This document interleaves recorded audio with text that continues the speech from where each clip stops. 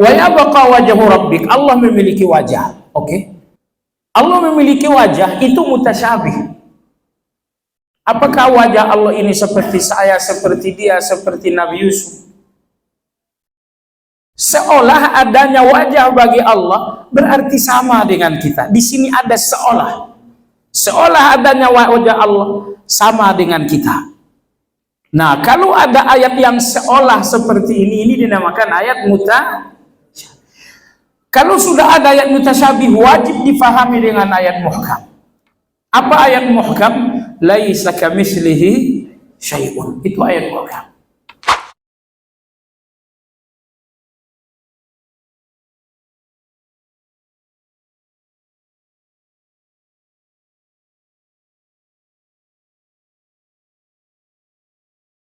Assalamualaikum warahmatullahi wabarakatuh.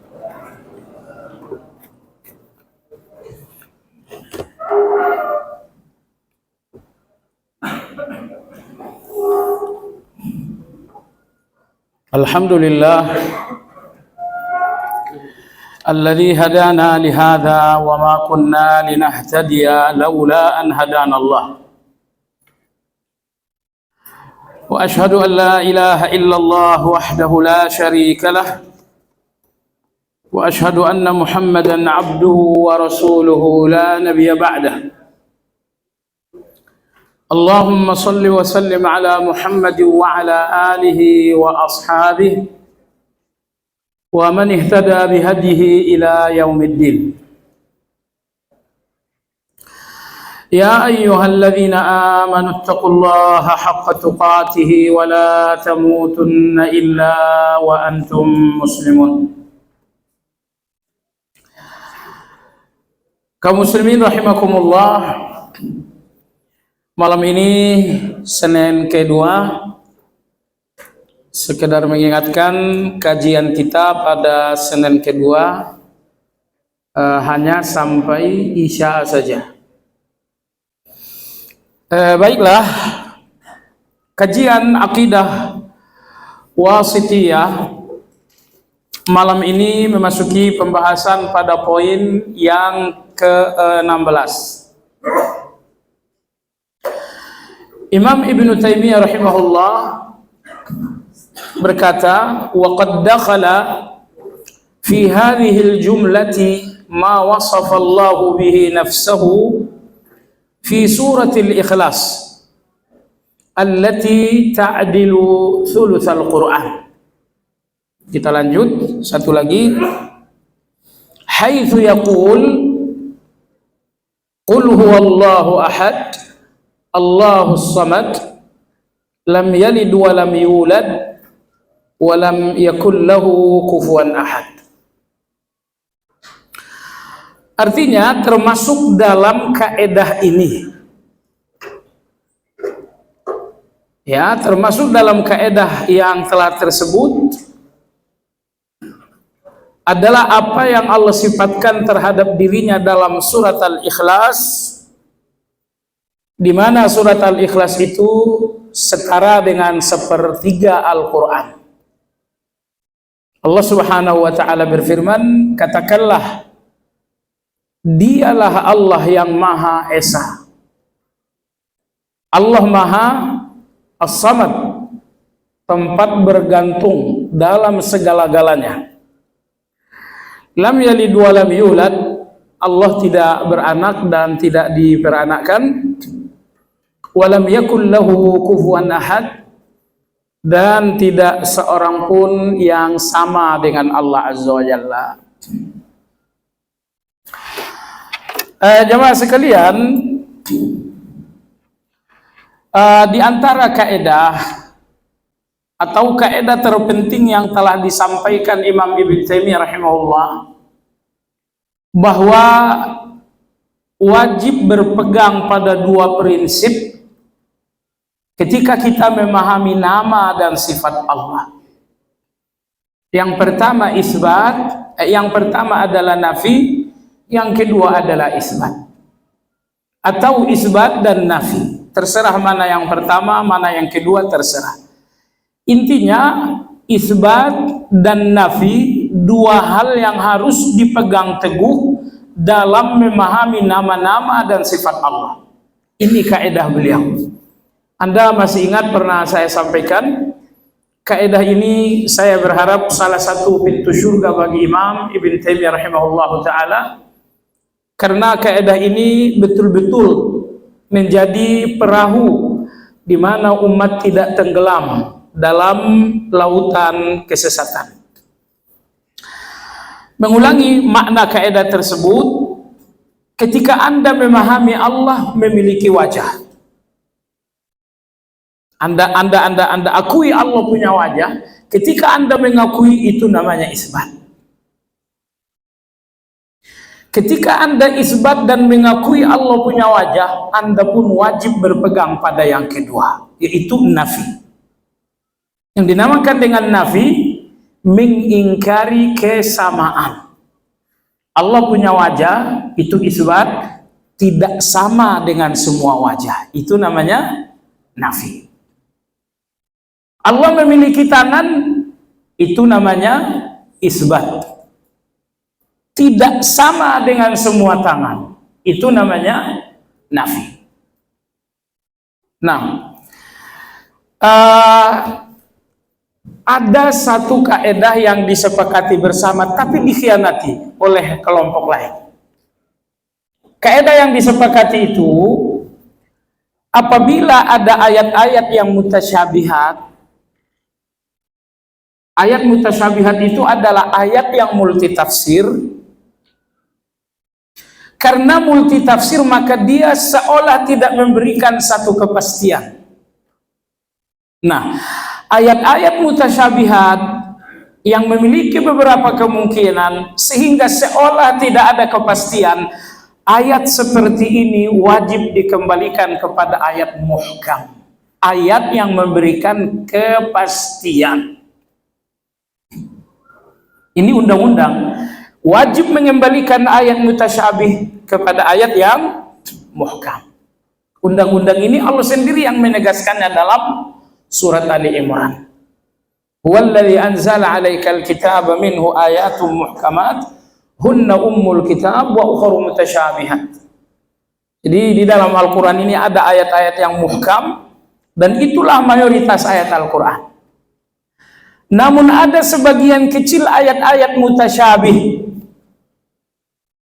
Nah, apabila ada ayat muhkam, ayat mutasyabih, kaidah yang disepakati oleh semua golongan ayat mutasyabih ini wajib dikembalikan kepada muhkam. Baik. Wa yabqa wajhu rabbik, Allah memiliki wajah. Oke. Allah memiliki wajah, itu mutasyabih. Apakah wajah Allah ini seperti saya, seperti dia, seperti Nabi Yusuf? Seolah adanya wajah bagi Allah berarti sama dengan kita. Di sini ada seolah. Seolah adanya wajah Allah sama dengan kita. Nah, kalau ada ayat yang seolah seperti ini dinamakan ayat mutasyabih. Kalau sudah ada ayat mutasyabih, wajib difahami dengan ayat muhkam. Apa ayat muhkam? Laisa kamitslihi syai'un. Itu ayat muhkam. Allah memiliki tangan sama dengan saya.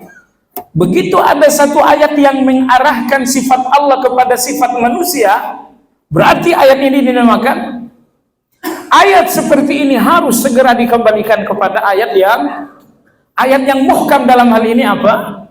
Laisa kamitslihi syai'. Atau lam yakul wa lam yakul lahu kufuwan ahad. Ya, misalnya Allah Subhanahu wa taala berfirman tajri bi a'yunina. Ya, mengalir di dalam a'yunina. A'yunina, mata kami. Allah memiliki mata. Sama dengan saya tuh. Ada ayat yang seolah memberikan kesamaan dengan manusia. Ayat seperti ini dinamakan mutasyabih. Ayat seperti ini kembalikan kepada ayat yang memberikan kepastian atau muhkam. Maka ayat tadi fahami dengan ayat laisa kamitslihi syai' wa huwas samiul basir dalam surat Asy-Syura, atau walam yakul lahu kufuwan ahad dalam surat Al-Ikhlas. Yauma yukshafu an saq, nanti Allah akan menyingkap betisnya. Hadis riwayat Imam Muslim dari Abu Sa'id, Nabi bersabda, yakshifu rabbuna an saqihi. Nanti Allah akan menyingkap betisnya. Allah punya betis? Ya Allah sendiri yang ngomong dia punya betis. Kok seolah-olah sama dengan kita? Oh, berarti ayat ini mutasyabih. Ayat mutasyabih wajib dikembalikan kepada muhkam. Sudah? Nah, dari kaidah inilah Imam Ibnu Taimiyah menegaskan kaidah lagi. Ketika Anda mengakui Allah memiliki wajah, Anda harus memahaminya dengan nafi. Laisa kamitslihi syai'.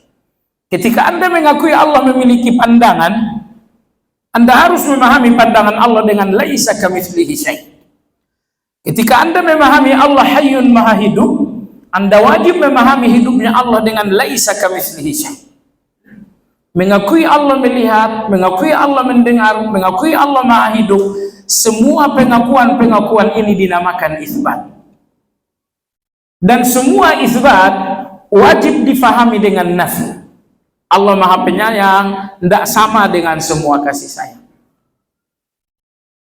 Allah maha mengetahui, laisa kamitslihi syai', tidak sama pengetahuan Allah dengan pengetahuan kita.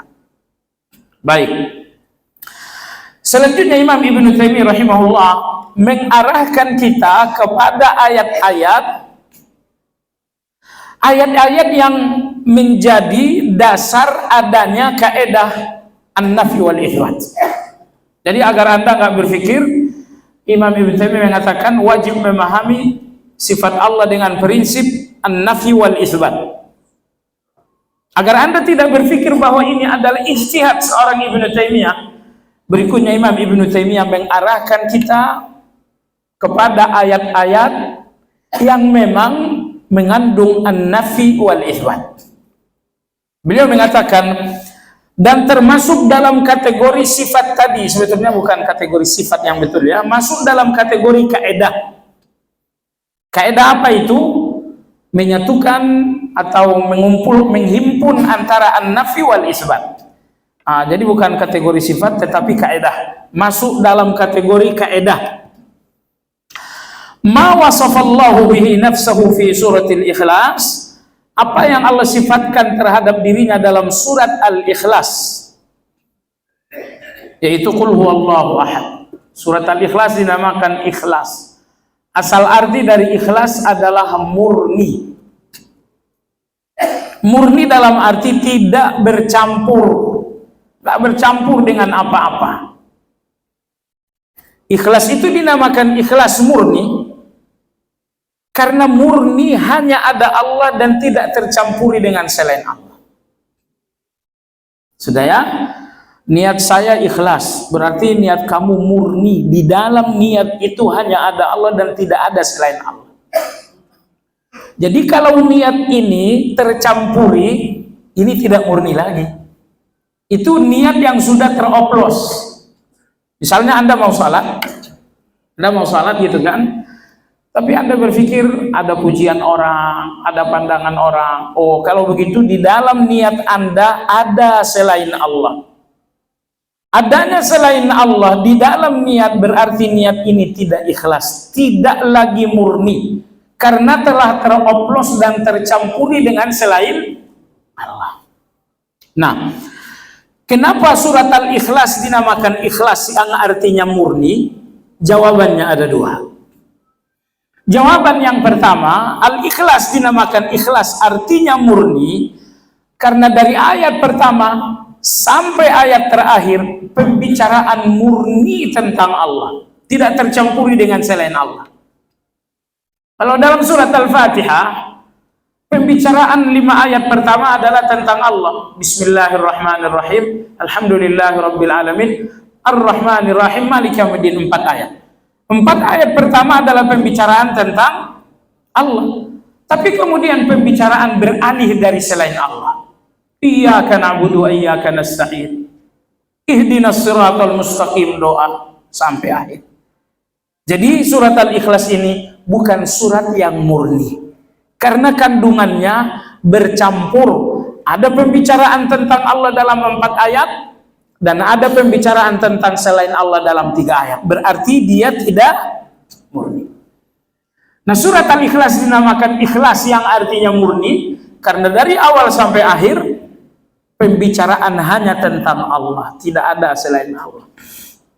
Maka dinamakanlah ikhlas alias murni. Alasan yang kedua, surat Al-Ikhlas dinamakan ikhlas yang artinya murni karena orang yang menjalankan ibadah apapun dengan keikhlasan berarti ia telah memurnikan niat untuk Allah.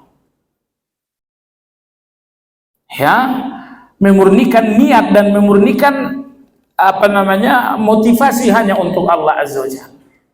Niat yang ikhlas artinya niat yang murni, hanya Allah dan tidak tercampuri dengan selain Allah. Baik, nah inilah 2 alasan kenapa dinamakan ikhlas artinya murni, karena ikhlas itu berarti memurnikan niat.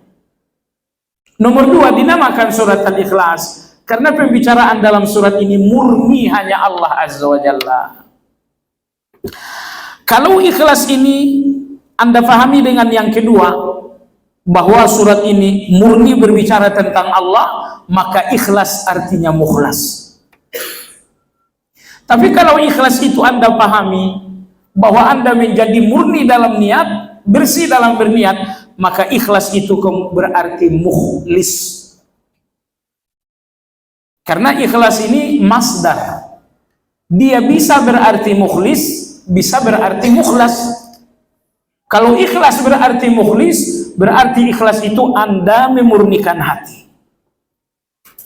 Tapi kalau ikhlas itu artinya mukhlas, berarti surat Al-Ikhlas ini adalah murni hanya pembicaraan tentang Allah Azza wa Jalla. Allati ta'dilu thulutsal Qur'an. Surat Al-Ikhlas ini setara dengan sepertiga Al-Quran. Sepertiga Al-Quran dalam hal al-jaza, bukan dalam hal al-ijza. Jadi ada jaza, ada ijza. Jaza itu artinya adalah ganjaran, ijza itu artinya adalah cukup. Jadi sepertiga Al-Quran dalam hal ganjaran, bukan sepertiga Al-Quran dalam hal mencukupi. Anda nanti sholat Isya, rakaat 3, rakaat 4, Anda baca surat Al-Fatihah. Apakah misalnya Anda bacakan Al-Ikhlas itu mencukupi untuk Fatihah? Tidak. Karena Al-Ikhlas ini bukan mencukupi, tapi setara dengan sepertiga Al-Quran. Jadi Anda jangan bertiga karena ini sepertiga Al-Quran, berarti baca Al-Ikhlas sudah cukup dengan Fatihah. Anda perlu Fatihah lagi. Oh tidak. Maka Al-Ikhlas ini kata ulama kita, jaza sepertiga Al-Quran dalam hal jaza, bukan dalam hal ijza. Sepertiga hal Al-Quran dalam hal balasan dan bukan dalam hal cukup. Baik, Al-Ikhlas dinamakan sepertiga Al-Quran. Penjelasan terbaik adalah karena Al-Quran berbicara tentang 3 hal. Pertama, Al-Quran berbicara tentang Allah. Ini sepertiga. Kemudian Allah berbicara tentang hak-hak Allah. Hak-hak Allah ini yang dinamakan dengan ibadah. Salat, puasa, zakat, zikir, maafkanlah orang, ya, bersikap adillah kepada orang. Semua perintah, semua larangan, ini semuanya hak Allah. Nah, ini sepertiga lagi. Sepertiga yang terakhir adalah pembicaraan Al-Quran tentang cerita-cerita, tentang perbandingan-perbandingan. Nah, jadi sepertiga pembicaraan Al-Quran adalah tentang Allah, sepertiga lagi pembicaraan tentang hak Allah yaitu hukum-hukum, sepertiga lagi pembicaraan tentang kisah-kisah. Makanya Al-Quran Al-Ikhlas dinamakan sepertiga Al-Quran karena pembicaraan Al-Ikhlas murni tentang Allah dan pembicaraan tentang Allah sepertiga dari Al-Quran. Kemudian beliau mengutip firman Allah tersebut, "Qul huwallahu ahad." Katakan, dialah Allah yang Maha Esa. Allahus Samad, Allah adalah tempat bergantung segala-galanya dalam segala-galanya. Lam yalid wa lam yulad, Allah itu tidak beranak dan tidak diperanakkan. Walam yakul lahu kufuwan ahad, dan tidak seorang pun yang sama dengan Allah. Mari kita lihat ayat ini dalam dua aspek. Aspek pertama, aspek kaidah. Tadi Imam Ibn Taimiyah menyebutkan kaidah, fahamilah sifat Allah dengan prinsip an-nafyu wal isbat.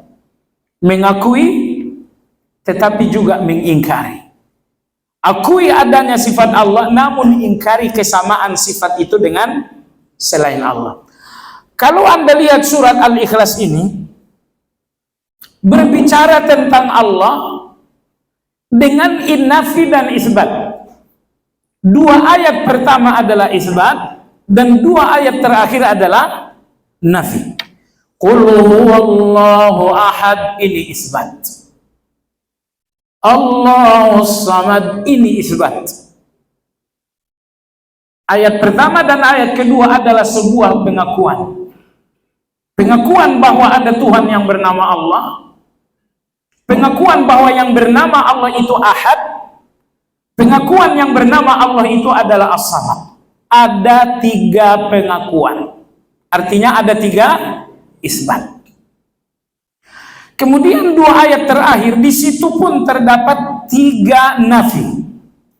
Lam yalid, walam yulad, walam yakul lahu kufuwan ahad. Tidak beranak, tidak diberanakkan, dan tidak ada yang sama dengan Allah. Jadi pada dua ayat pertama terdapat tiga isbat, dan pada dua ayat terakhir terdapat tiga isbat pula. Ada tiga nafi pula. Jadi Anda lihat bagaimana ayat ini memahamkan kita tentang Allah menggunakan dua prinsip. Prinsip isbat dan prinsip an-nafi. Nah, kesesatan dalam hal ini jamaah sekalian, ada orang yang memahami Allah dengan nafi tidak isbat, sehingga mereka mengatakan Allah nggak punya nama, nggak punya sifat. Siapa mereka? Mereka ini adalah orang-orang Jahmiyah. Mereka memahami Allah dengan nafi tanpa isbat. Kesesatan yang kedua adalah orang-orang yang memahami Allah dengan isbat, tidak dengan nafi. Siapa mereka? Mereka adalah musyabbihah. Mereka adalah orang-orang yang menyamakan Allah dengan selain Allah. Memahami Allah dengan isbat adalah kesesatan, memahami Allah dengan nafi adalah kesesatan. Di mana siratal mustaqim? Jalan yang lurus antara isbat dengan nafi. Artinya gabungkan antara isbat dengan nafi. Oh, itu kaidah dari mana? Itu kaidah dari Al-Quran. Surat yang dinamakan sepertiga Al-Quran, yaitu surat Al-Ikhlas, memahamkan kita tentang Allah dengan dua prinsip, isbat dan nafi. Dua ayat pertama mengandung tiga isbat, dua ayat terakhir mengandung tiga nafi. Maka ayat ini mengokohkan kaidah ahli sunnah seperti yang dikatakan Imam Ibn Taimiyah, bahwa wajib memahami Allah dengan dua prinsip, isbat dan nafi. Allah Maha melihat, iya, tapi penglihatan Allah nggak sama dengan semua penglihatan. Itu namanya nafi. Allah Maha mendengar, iya, itu isbat. Tapi pendengaran Allah tidak sama dengan semua pendengaran. Itu namanya nafi. Bahkan jemaah sekalian, sekiranya Anda berhenti di ayat kedua saja, Anda akan menemukan nafi dan isbat. Qul huwallahu ahad, Allah Maha Esa. Keesaan Allah ini mengandung nafi.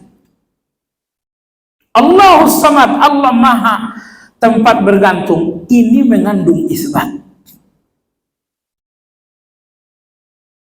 Sehingga dalam surat Al-Fatihah ada isbat secara harfiah, ada nafi secara harfiah. Satu.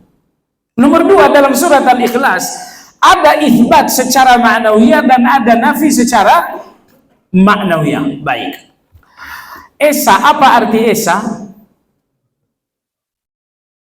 Yang dimaksud dengan Esa, Allahu Akbar, jemaah sekalian, semua ajaran Islam ini indah. Tapi tidak ada ajaran Islam seindah tauhid dan keesaan Allah Azza wa Jalla.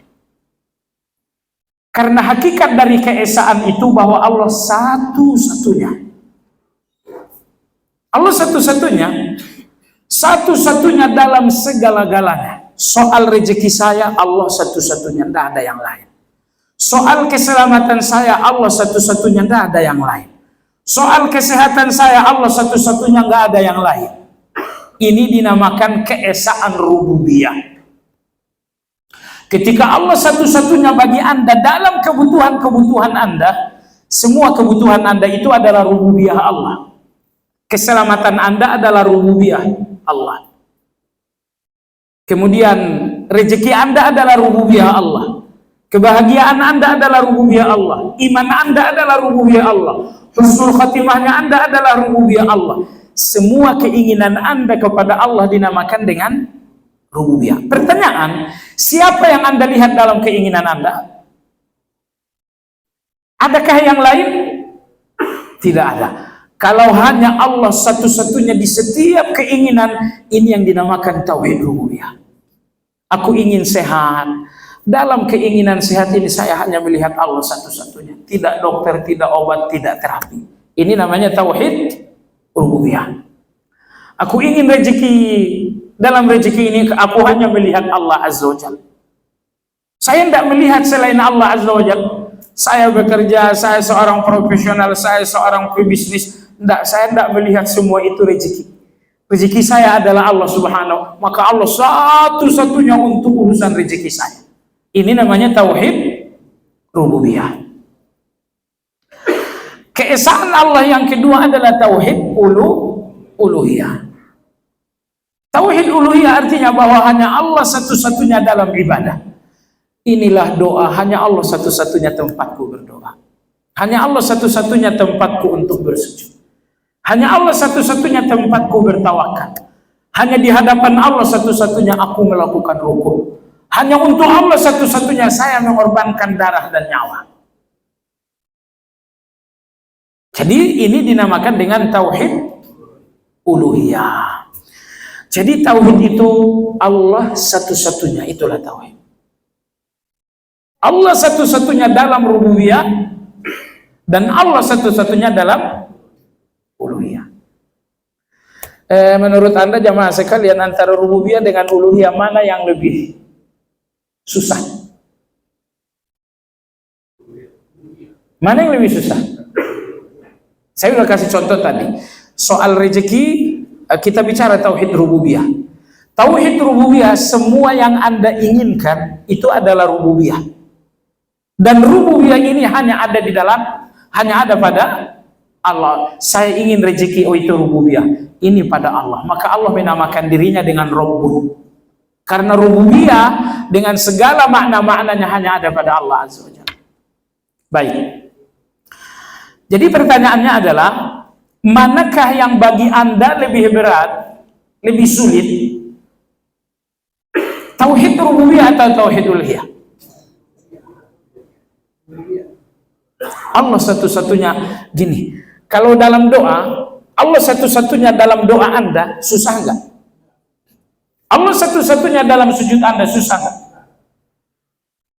Tapi ketika Anda sedang sakit, sakitnya pun sangat parah, ada dokter, ada obat, Allah satu-satunya untuk sembuh saya. Bagaimana? Berat nggak?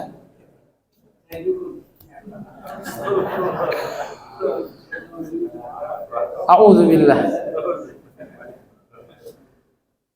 Nah, jadi jemaah sekalian, mana yang lebih berat antara rububiyah dengan uluhiyah? Ingat, di kalangan kawan-kawan kita ada penjelasan yang keliru. Seolah-olah dalam mengesahkan Allah hanya butuh tauhid uluhiyah. Keliru. Anda akan kafir kalau hanya dengan tauhid uluhiyah. Anda pun kafir kalau hanya dengan tauhid rububiyah. Gabungkan dua-duanya. Rububiyah dan uluhiyah adalah keesaan Allah Subhanahu wa taala. Maka orang yang mengesahkan Allah dalam rububiyah dan tidak mengesahkan Allah dalam uluhiyah, inilah orang kafir jahiliyah itu. Baik. Tetapi orang-orang yang mengesahkan Allah dalam uluhiyah tapi tidak mengesahkan Allah dalam rububiyah, kafir enggak tuh?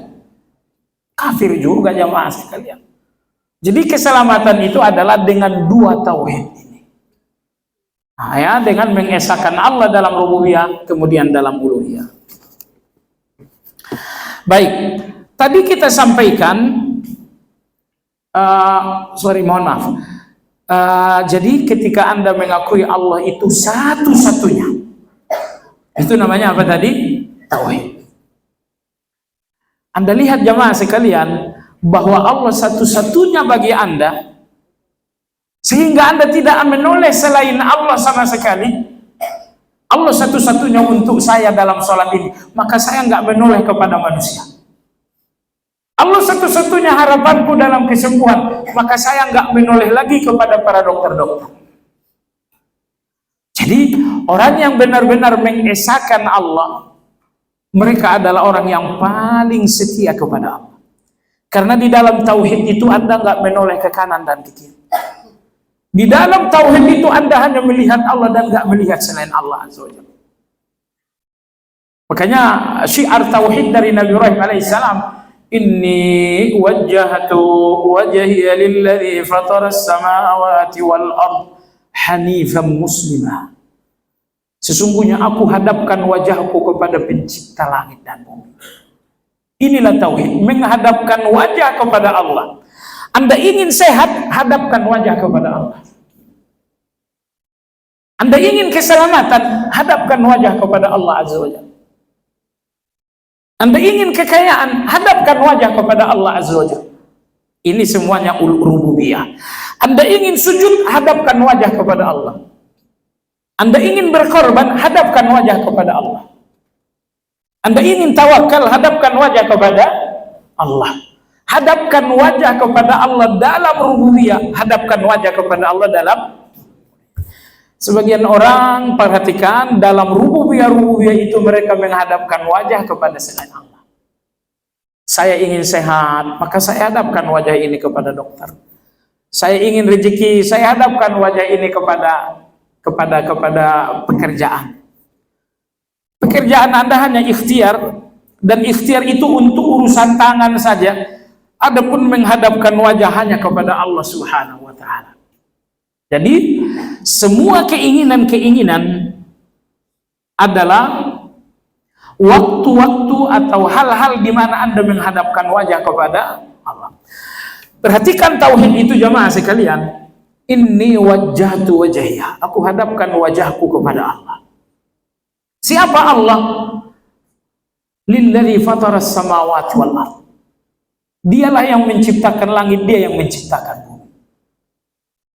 Jadi aku hadapkan wajahku kepada dia pencipta langit dan pencipta bumi. Hanifan. Hanifan artinya meninggalkan syirik.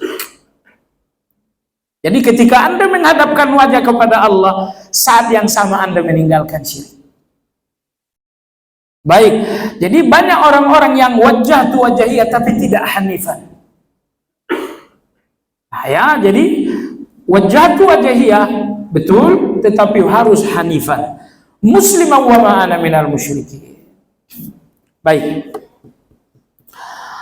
Ahad, Allah Subhanahu wa taala Maha Esa. Di dalam keesaan Allah itu terkandung nafi. Sudah? Allahus Samad.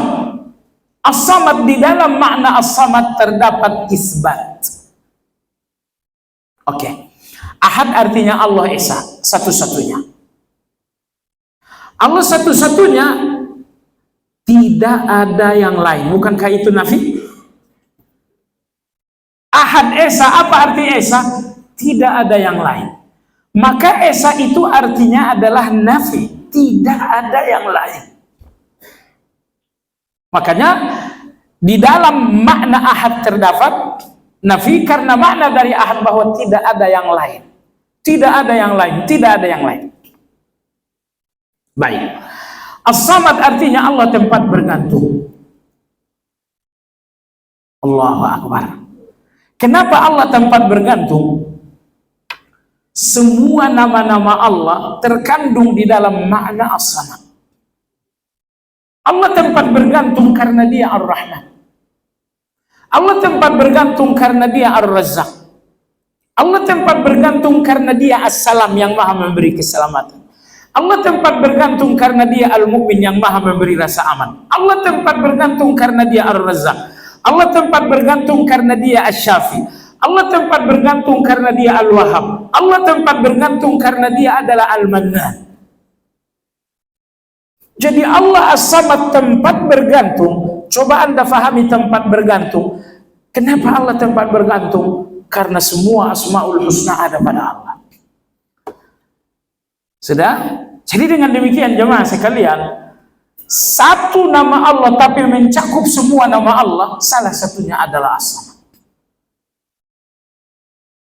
Salah satunya adalah As-Samad. Karena As-Samad artinya Allah tempat bergantung. Oke? Kenapa Allah tempat bergantung? Karena Dia Ar-Rahman.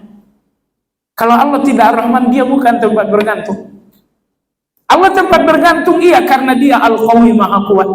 Seandainya Allah lemah, tidak mungkin Allah tempat bergantung. Allah tempat bergantung iya karena Dia Qadir, mampu segala-galanya. Seandainya Allah tidak mampu segala-galanya, Dia bukan tempat bergantung. As-Samad Allah tempat bergantung, Al-Wahhab karena Dia maha memberi. Subhanallahil azim. Maka As-Samad yang artinya tempat bergantung karena segala-galanya ada pada Allah. Boleh. Mana kita letakkan ikhtiar ketika kita melaksanakan tauhid rububiyah. Bismillah. Artinya kita sakit, Kita berobat. wajar saja menghadapi masalah itu. Ikhtiar kita akan berobat. Nah, gimana kita letakkan itu supaya hal ini bisa?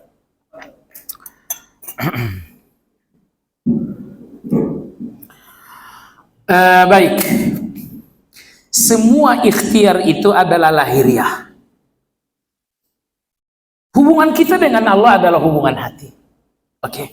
Saya sakit, saya berobat. Tapi saya berobat ini ikhtiar. Keyakinan sembuh saya di mana? Keyakinan sembuh saya bukan pada obat. Tapi keyakinan sembuh saya adalah Allah. Makalah ikhtiar ini hanya lahiriah saya, sementara hati saya alias keyakinan saya ada pada Allah Azza wa Jalla. Baik, saya ingin uang, saya berbisnis. Iya, bisnis ini ikhtiar saya, dia ada di lapisan lahiriah saya. Sementara keinginan saya terhadap hasil hanya pada Allah Subhanahu wa taala. Jadi, ikhtiar itu lahiriah, keyakinan itu, harapan itu, ini batiniah.